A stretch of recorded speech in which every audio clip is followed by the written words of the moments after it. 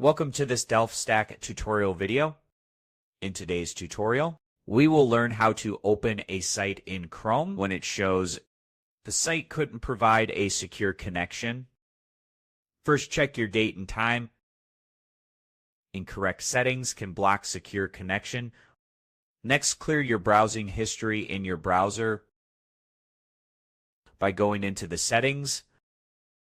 Go to Privacy and Settings and clear your data from here and try again. If that doesn't work, go to this website. Paste it exactly like this.